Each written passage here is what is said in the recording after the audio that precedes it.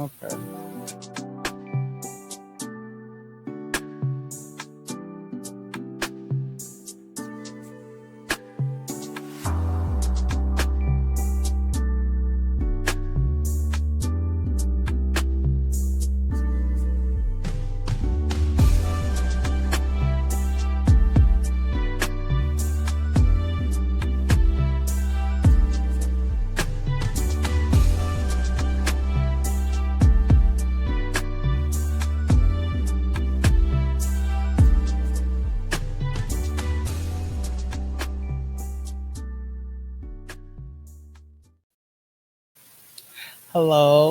Hello, everyone. How are you?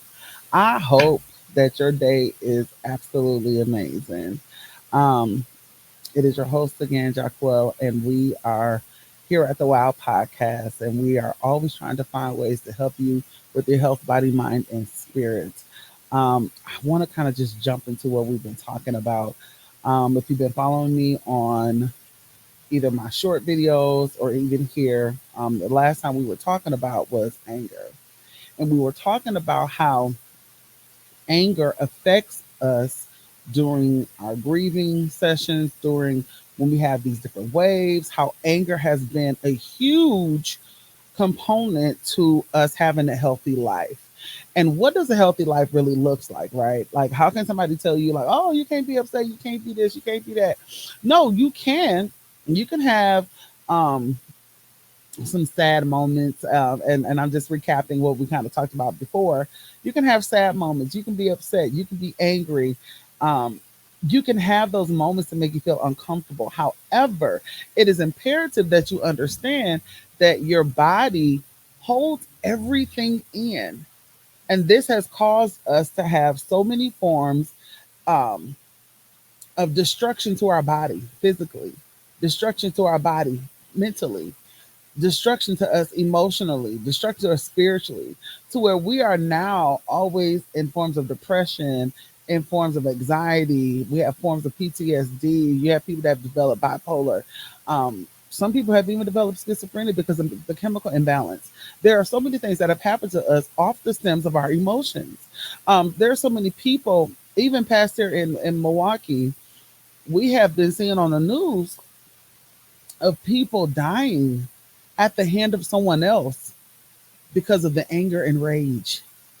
Because we're not thinking before we act, because we're not having different outcomes before we say, you know what? I don't think that's wise for me to do it right now. I don't think I should do this. I don't think I should do that. And because we're not taking the responsibility, the accountability to do those things, it has caused us to be in a frazzled state. Anger and rage has caused so many issues. And think about it. Have you ever been so upset? And I always talk about me. I always put myself out there. Okay. Have you ever been so upset to where you have externalized your feelings? That means you done probably snapped off, you done probably popped off, you done probably um making outbursts, or as I also call it, sometimes we throw tantrum. You have done all these things because you're upset, you're angry, or something that someone said may have triggered you. You ever heard somebody say they blacked out, they don't remember what happened because they were that angry? But when we do those things, we are actually putting ourselves in situations to where nobody else can factor in. Nobody else is able to, we're not even listening to what no one else is saying because we're doing other things, and it's caused such a heaviness. And also, when we understand that anger, when it's coming in and it's sitting there, it causes damage in our relationships going forward. It causes damages in um, even trying to reconcile. When we talk about relationships going forward, you could be saying something to someone else out of rage, and they'll be like, "Okay, they're having a moment, they're having an attitude, they're doing this, they're doing that." But when it's on the continuum, they're at this point where I don't know if I want to keep forgiving you because quote unquote, you're really upset at the situation, but you're constantly taking out on me. Okay, so then that goes into other forms of and avenues that many people don't want to cross anymore. Um, One thing that I talked about earlier is earlier this week in one of my short videos is how to have waves of peace, how to have waves of joy. How can we release the anger? How can we let go? And I want to focus on that today because I kind of left off about my me developing so many health issues because of my anger. I was so angry, guys, and I talk about that especially as a teenager growing up. Losing my dad at a very young age to me caused a point where I felt like my best friend walked out the door. I felt like I could not overcome this pain, this hurt. I was so enraged because now every time I turn around, I feel like it was an issue. I felt like I always had to defend myself. I felt like I had to always take charge. And sometimes taking charge, you vocalize. I was always considered very defensive. I was always considered, I was always going to snap off at someone. I was always going to do this, do that. And sometimes I would cause physical harm to someone because I was that angry. And it wasn't until, I thought I was better. But then when the situation with my husband came, the feeling of my father, losing my father, that anger, that rage that I felt started coming back. But the difference this time was when my blood pressure would not go down because it was so much going on, so many things happening, so many things at once. And it was like one thing after the next, after the next, after the next. My body was saying, I need you to listen to me right now. If you don't listen to me no more, Jacquell, we need you to listen. Your blood pressure, systolic, is anywhere from 170 to 190. Systolic is the top number. Your diastolic, which is your bottom number, is anywhere from 90 to 100. And this was every day. Jacquell, you got to let some stuff go. As I told y'all in the previous one, I have not mastered being unbothered. Okay. Then some people say, girl, I'm always unbothered. I would love to know the masters and tricks of being unbothered, to be in a phase where nothing like you don't even have a second thought about it. I'm gonna bring somebody on the show that does that. I'm like, I don't know how you do it. I don't know how you just boop boop boop, and it just doesn't have that problem. I can't speak like that for everybody because I know some days, yeah, I do ponder about some things either consciously or sometimes in the medical field we talk about your subconscious deals with your brain is always working, right? So let's shift for a second.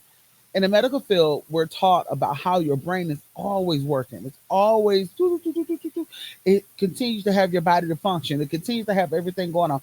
Even if someone, as they would say, consider brain dead, the body is still functioning off of what is still working.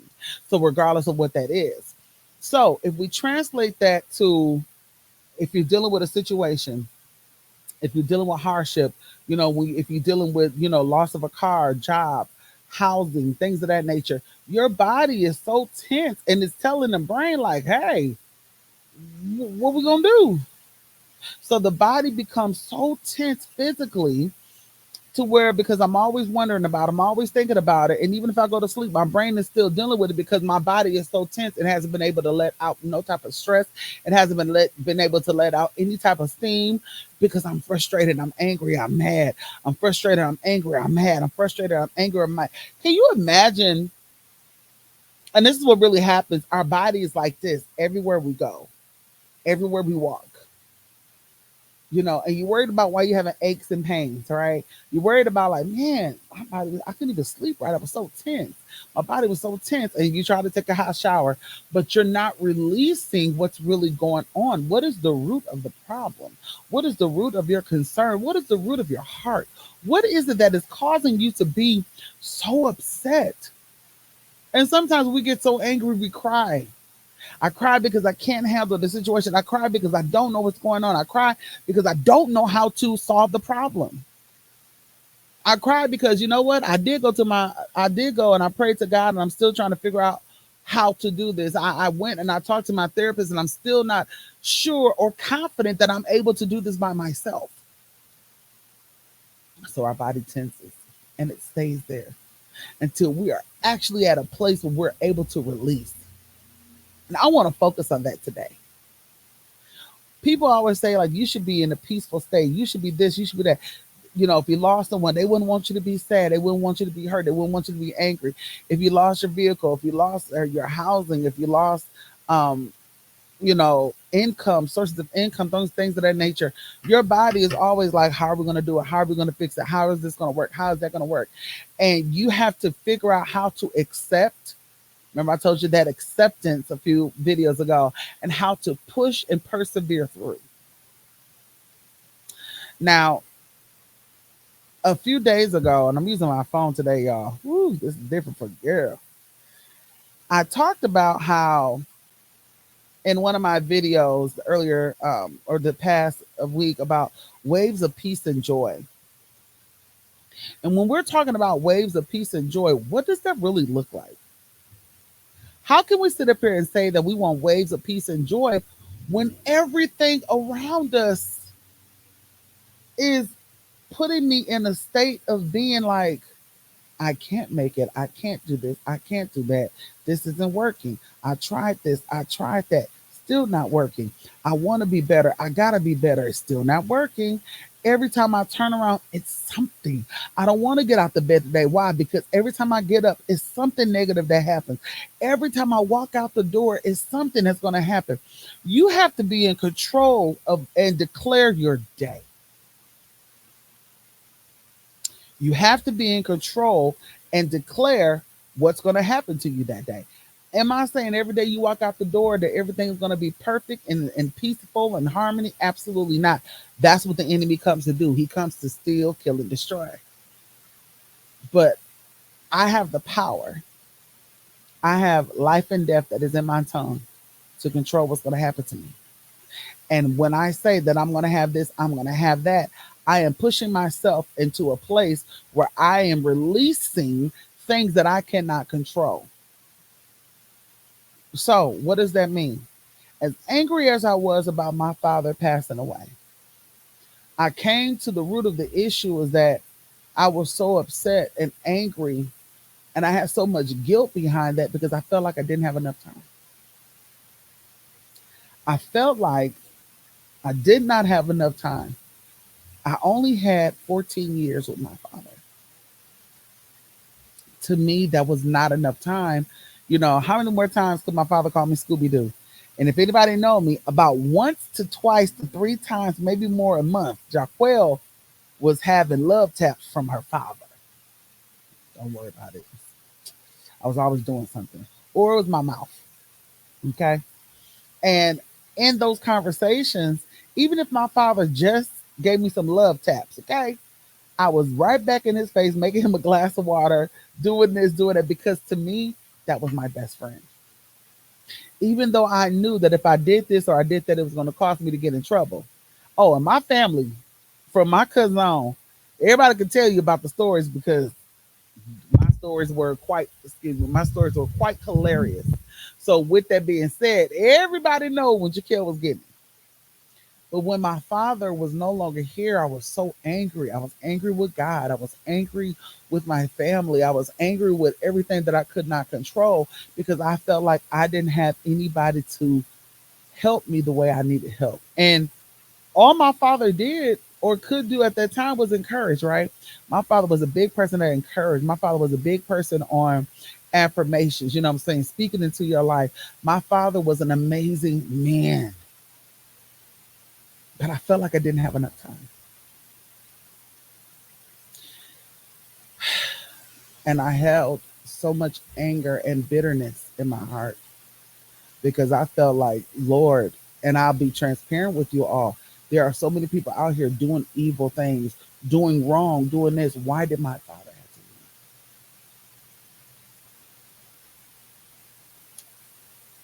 leave? Of course, when my husband passed away, and it's sad and unfortunate how my husband passed away. You know, my husband and my father did not die the same way. To me, once again, I feel like I did not have enough time. That's why it resonated back with my father.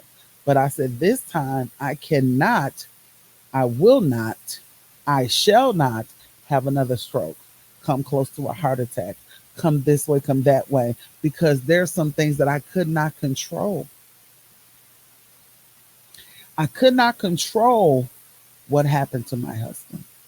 I could not control what happened after my husband passed away. I could not control the things that was going on social media. I could not control the things that were being said via text, via phone, however. Yes, anytime, and I've learned that anytime someone is killed, someone is murdered, or they now use the term unalive, it is never a pretty situation. Everyone has their opinions, everyone has their thoughts. And I like to say, well, that's your truth, that's your belief, that's how you feel, that's how you feel. But it still did not resonate with me that God, I did not have enough time. So how are we going to do stuff differently this time, Jacquell? Or are we going to follow the same pattern, which is going to ultimately have you end up in the hospital? Are you going to listen to your body? Are you going to let some things go because you're carrying a weight that is not yours?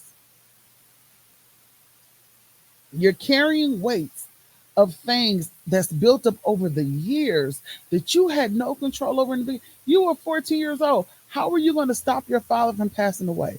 This is a reality conversation I had to start having. When things started happening, what is in your control, Jacquell? What can you do? What can't you do?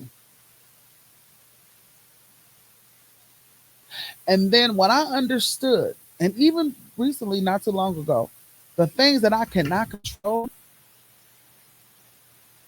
God, you have to take it. You have to take this burden off of me. And so what I started doing was I don't just say, Lord, you take it, and then I'm trying to peek in and see how he's trying to fix it, trying to see how he's trying to do it.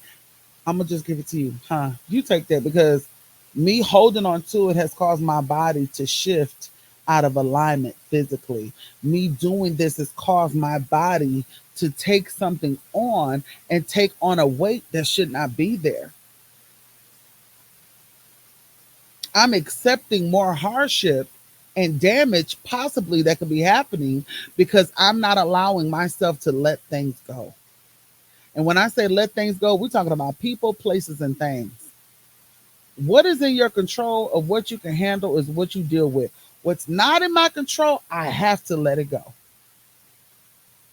When I started letting things go, my blood pressure started going down, right? Then you start having weight loss. Then you start being able to eat right because see, you're not being fringed on different cravings. That's the term. Different cravings that your body is having because you're trying to satisfy to cloud out what's happening. And when we do those kind of things, now our body is able to be receptive so that we're able to think soberly. And when I say think soberly, I'm not saying that every time you're going through something, you're drunk. What I mean by sober minded, you're able to think clearly. You're not in an anger range state to where you can actually start thinking, you can seek to understand, you can process without reacting or making premature judgments. I think of my last anger I said about hurt people hurt people. So when we're in the anger, rage, and state, we begin to just say things off the fly because hurt people, and we don't take that motion to say, you know what? Let me just pause here. Let me just actually think about what this person is saying. Let me not run to different platforms to vent or to say this to gain an audience. Let me actually just process this on my own. Let me actually make a phone call. Let me actually do this. Let me actually do that. But sometimes we don't. And I've seen, and I actually hate watching the news because this whole past week or so, it's been death after death after death after death after death. And that's not a good feeling for any type of person or any family member to have to go through. It hurts.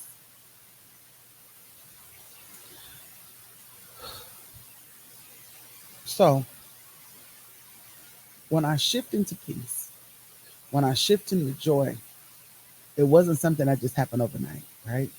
We tend to try to find things to do. I think a few videos ago, I talked about how I challenge myself. Um, My best friend was like, "You need to start doing this. Start going back out. Start doing this. Start doing that." And I said, "You know what?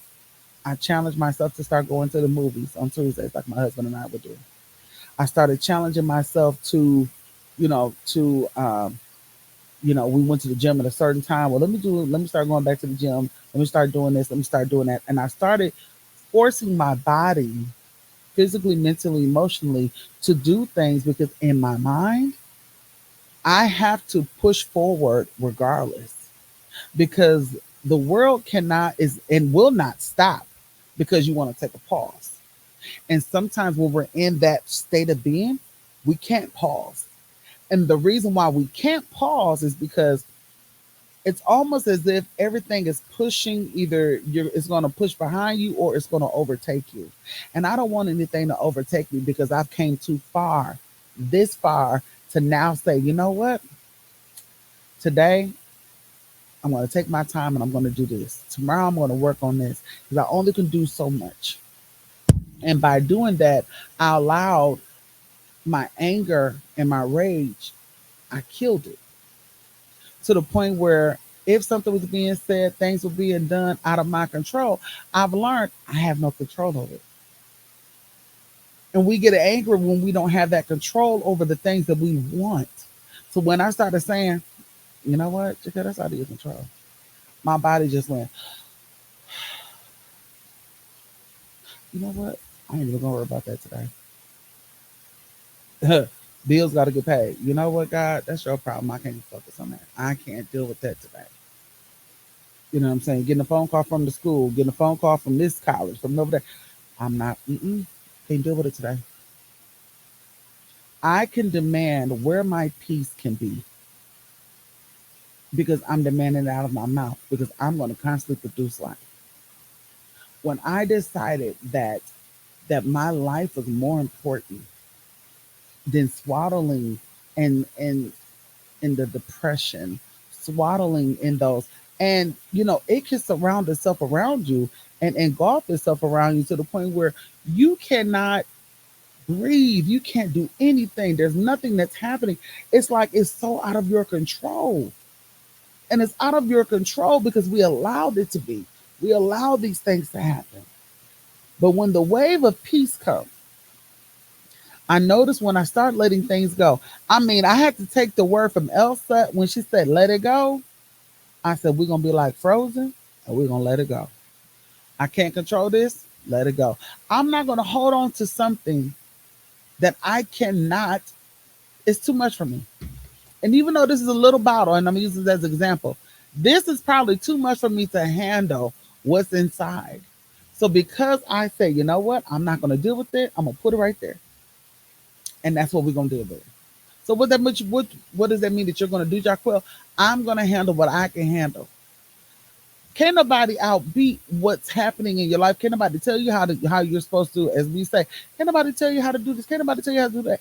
I have to control my own stuff of what I can keep, what I can't. Just like this shirt said, um, it says know your worth, then add tags. My husband and cousin had made me this shirt. And so when I wore the shirt today, I just say, you know what? This is the perfect timing. This is the perfect time for me to wear the shirt.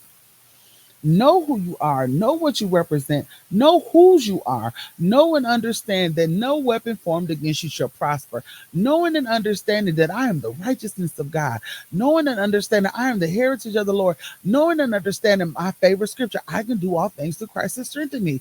Guess what happens to my body? My body start relaxing in the things that I'm saying vocally to myself. You are beautiful. You are fearfully and wonderfully made. You are amazing woman. You are an amazing mother. Whew, girl, you still making those A's in colleges, in the college, and you wasn't be supposed to be going this far. Look, watch my body just calm down. Pat yourself on the back because you've been doing good. You've been doing so good. You're still taking engagements. Pat yourself on the back. You have the opportunity to say, yes, I'm going to make it, or no, I'm not.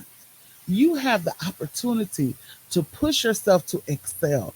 And that's what I started doing. Father's Day had passed, and I assumed back in maybe January, February, I said, Lord, by June, I'm probably just going to be swallowing in tears over my pillow because not only did I lose my father, but now I lost my husband, and this and that going to happen. And I had to check myself at the same time, like, how are you already putting yourself in a puddle of tears? Like, how are you already putting yourself in this sorrow? You don't know where you're going to be at by June. And can I tell you, when I started shifting my mentality, shifting into positive, I had thought of great memories of my father, great memories of my husband, great memories of things that from a child that my father used to teach me, things that my husband and I did. And, it just put me in a great place that all I could do was smile. And I said, I'm not going to allow myself to be in bondage of things I cannot change. And I encourage you, in order to receive peace, you have to let it go. You have to let the anger go, the anguish, the bitterness, the heaviness. You ever see someone in their body, they start hunching over like this and they can't do this and that because of stress. If you guys remember a few videos ago, Pastor Locke talked about how his grandmother, First Lady Naomi, she began to have a hunch and because of her stress. This is not the position or the posture that God has want us to have. This is not even mentally, physically how we should even be thinking negative, but we don't understand that we're putting that stress and that pain on our body, and our body is not able to let it off, push it away, so it holds it in, and our body goes into different forms and postures until we're able to release it and let it go. So my ways of peace and my ways of joy. Sometimes I just sit and saying, I've started doing more journaling. Those strategic tools that we've been talking about, I implement those on my own self. Some days I just want to go have a massage. And guess what Jacquell gonna do? We gonna have a massage. Some days when I go to the gym, I just want to go in the pool and I just enjoy myself in the pool. Self-care is one of my waves of peace. Listening to music, one of my waves of peace. Sometimes just having silence in the house, okay, is a wave of peace. Knowing that I trust God no matter what is a scratch sometimes on the head, but then also I can go to sleep at night. Because sometimes, like, I don't know what he's going to do. I know I don't. I don't know how he's going to do it. I don't know when this is going to happen. I don't know how it's going to happen. It's okay. Shh, go to sleep. Go to sleep. Because when I started realizing that I don't have to think emotionally, that I don't have to think irrationally, that I don't have to constantly make outbursts, that I don't have to worry about what other people are saying, thinking, feeling about me, I now understand that I can apply all of this and I get put all in one ball. And the negative things that were said, thought of from people or from myself. Because sometimes you can be angry with your own self. Sometimes you're angry because you can't do nothing. Sometimes you're angry because of all of the things that you made yourself do. When I say I let that go, I let it go. I mean, let it go, let it go. That's where I was at. And when I seriously, you guys, put myself in a place, where I started looking at my vision board that I made for January 2025, my cousins and I, we all got together and we started making a vision mirror. And in this mirror, we started writing things that we wanted to do. And so I went back to my mirror and I started quoting those scriptures that I had on there because, and I wrote on there Habakkuk. It was 2 and 1. It said, write the vision, make it plain. And so I'm writing everything that I want to still accomplish that I set forth and we talked about in 2024. I'm writing things down and I'm putting up pictures because I still feel that I deserve it. I still want this stuff to happen. I still want good health. I still want to prosper. I still want my finances to be in order. I still want my son to have a wonderful education. I still want my son to excel in his sports. I still want this to happen. I still want that to happen. So, Lord, let me go ahead and configure the things that I need so I can focus. Peace allows you to focus. Peace allows you to focus. I can't think when all of this, there's so much going on, and we talk about, especially if you're a kingdom, we talk about silencing the noise. We talk about releasing yourself. We talk about getting rid of those things. And what helped me was, I believe, it was Isaiah 41:10. I think that's the scripture where God says, "Fear not, for I am with thee. Be not dismayed, for I am your God. I will strengthen thee, yea, I will help thee. I will hold you with the right hand of my righteousness." A few years ago, my church and I done turned that thing into a song because little did I know that I was going to need it in a time like this.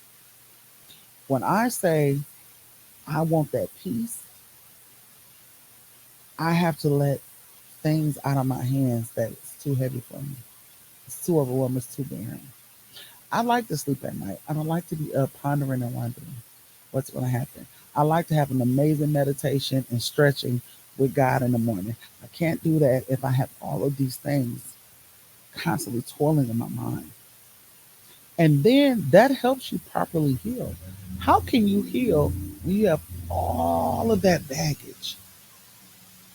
Jacquell, you can't heal. You're going to go through this same cycle again and again and again. And between my husband and my father, I've lost so many other relatives, so many others. It seemed like my family has not been able to take a break. Just from 2020 to now, I cannot say, oh no, we had no. It's been bam, bam, bam, bam, gun violence. This person, that person, this, that's that. It's been crazy. So how am I sustaining in peace? How can I still push forward? How are you able to even maintain? How can you just keep? Because this ain't the fake smile today and I'm crying. No, no, no. This is like genuinely knowing that God is going to take care of everything. This is genuinely knowing that I can do all things through Christ that strengthens me. This is like, this is a real thing of this I recall to my mind. Therefore have I hope. It is of his mercies and I am not consumed. Great is your faithfulness towards me. I understand that it could be worse. I understand that it probably should have been worse, but I trust you no matter what. I understand that I have lost a lot of friendships, relationships. I've lost um, jobs along the way. I've lost sources of income along the way. I've lost vehicles. I've lost this, but I've still been able to maintain my integrity. I've still been able to still smile. Do you know that song with Kurt Franklin? I smile, even though it hurts, and I smile. That is a true statement for many of us. We smile and we fight through it all. And we allow God to reign over us with peace. It is the peace that passes all understanding. Because it says, and the peace of God will pass all understanding, will guide your heart and mind through Christ Jesus. Prior to that, it said, be anxious for nothing, but with prayer and supplication, make your requests be made known unto God. So I can't say I want peace and I'm still being anxious. I can't say I want peace and I'm still in anger. I can't say I want peace and I'm still in rage. Something got to give. Somebody got to win. And when you realize that the peace, the quietness, the stability, you know what I'm saying? Just to be at a point where I can just exhale, put you at a place where you are now saying, you know what, I'm good. So, with that being said, adapt to a lifestyle of peace. And I'm gonna get ready to close, and I'll just say it this way: my peace came even in abundance when I let people, places, and things go. Whatever that looks like to you, that's how you have to do it. But for me, I had to understand that when certain relationships were gone, I had to accept that. It doesn't mean that we don't love people less, but I got to protect my peace. Places, I can't go and can't do everything and everywhere, but that's okay because I'm still maintaining my peace. Even if we lose things, even if stuff shift and change and we have to know how to pivot, it's okay because I still got my peace. Our peace is important to us. And it's needed in order for us to physically, mentally, emotionally, and spiritually be in alignment. I know for some people say it don't happen overnight. No.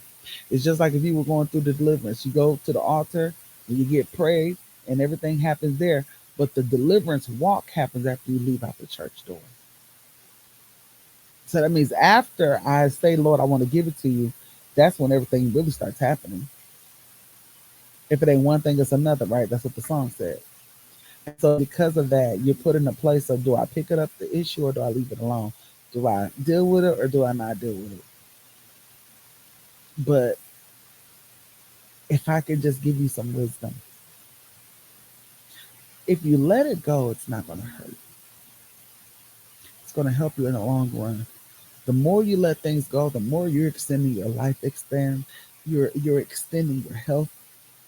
You're extending yourself to pursue and to be healed. Damaged people can't help damaged people. Um, Hurt people will hurt people. But I guarantee you that if you decide to, or if you do want to do better for yourself, you're going to take those steps to be healed. You're going to take those steps to mature. You're going to take those steps. If that means you have to see your therapist 2 to 3 times a week, see your therapist 2 to 3 times a week. Who's going to judge you? Who's going to get upset because you want to get help? There is nothing wrong with getting yourself to be better. What does better look like to you? Doesn't mean that you change your eating regimen. Doesn't mean that you change in your livelihood and your stock. Does that mean, you know what, I can't go to Potawatomi every day because I need to change some things so that my finances can be in order. Whatever that piece look like to you, do it. You know, a habit comes into a pattern, or it becomes into a habit when we do it consistently for 30 days, right? That's what we've been told in the medical field. If you want somebody to do um, change, they have to do it consistently for 21 days and extend it to the 30. Now it becomes a habit. But that means in those first 21 days to those 30 days, it's pushing you to come out of your norm. So if that means that for the first 30 days, I probably can't really talk to everybody on the phone, I need to really disconnect myself with a lot of negative habits, a negative talk, negative lifestyles, and push myself into peace. That's something that you can do, and it's okay because you're loved. God loves you. And I always say this, and people say, why do you say this? Because it's real. You will not commit suicide. And that, once again, it necessarily doesn't mean that you're trying to hang yourself or put yourself into a bondage place that it means that you're not going to give up. You're not going to abort what has been predestined over your life. You are worth more than that. Know your worth. You are set to complete your purpose. That's why you're here. That's why you're here. You're here to fulfill your purpose. You can't give up. because there's somebody that is waiting for you to pass the baton. And if you cannot pass the baton, then now we're leaving them. You won't give in. You will not abort what God has predestined of your life. I love you. Most importantly, God loves you. Allow the peace of God to guide your heart and mind through Christ Jesus. Allow your mind to be transformed by the renewing of your mind. Have a willing mind to even allow yourself to say, I want better. I want to do better. There's always resources here. We're going to make sure that we start adding our resources that are there to assist you, that are there to help you. If you need counseling, if you need assistance, if you need numbers that deal with suicide, if you need even shelter, if you need whatever you need, let's not be too proud that we're not going to open up ourselves to a safe space and say, I need help. I love you. You're absolutely amazing. And don't you let nobody else tell you something else. Don't forget, you are created for a purpose and you must fulfill your purpose. Thank you all, and you have a great day. Till next time.